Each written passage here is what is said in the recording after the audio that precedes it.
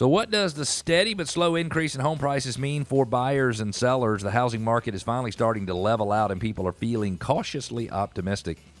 I get questions every day saying, hey, how is it? Is the business amazing? It is amazing. And the reality is business has been good for real estate brokers. It's been very difficult, though, for people who represent buyers in transactions, and it's been very difficult for buyers. According to Dr. Lynn Fisher, who's the Deputy Director of the Federal Housing Finance Agency, that's the agency that oversees Fannie Mae and Freddie Mac, the two big government-sponsored lending institutions. Annual house price gains remained extremely high in August, but the pace of month-over-month gains is starting to slow down. That doesn't mean, according to her, that home prices are at a risk of declining. They are really still continuing to climb at double digits throughout the country, but it's not nearly as fast as they were climbing before. For home buyers, it may not sound like much, but the good news is that the peak in annual gains is likely over for the moment, and it could make it a bit easier for some potential buyers to jump back into the market, and that is good news. As home price appreciation starts to slow down, it might provide some other opportunities.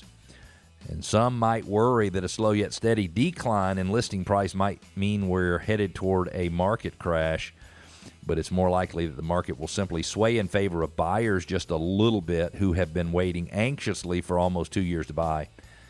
There is so much concern out there that we might have another market crash, and the market crash, in my opinion, I'm not an economist, but in my opinion, the market crash or the recession from 2008 to 2012 was not necessarily caused by decreasing house prices. Decreasing house prices were caused by lax lending standards all throughout the United States. And if you look at the lending standards over the last 8 years, 9 years, they are very, very different. Actually, if you look at it over the last 10 years or 12 years, they're very, very different than they were from 2000 to 2006 or 2000 to 2007. Back then, you had liar's loans. You had a lot of people getting loans that had credit scores that didn't exist or were under 600 or under 500.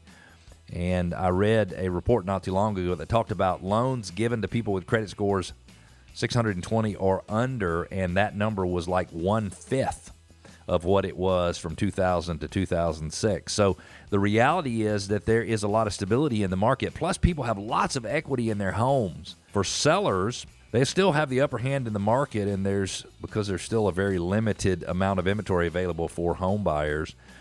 And sellers in most areas around the country can still expect high enough demand to close at or very near the list price if the home is priced correctly, and they can still expect to close quickly since the average amount of days on the market is still fewer than last year. Now, that does not mean that you must close quickly.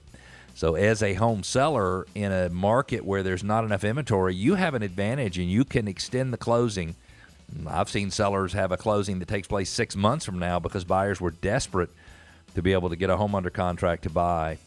Real estate is still expected to appreciate faster than usual through the end of the year. So prospective sellers who are on the fence about listing still have time to decide without taking a big loss if prices start to slide whatsoever.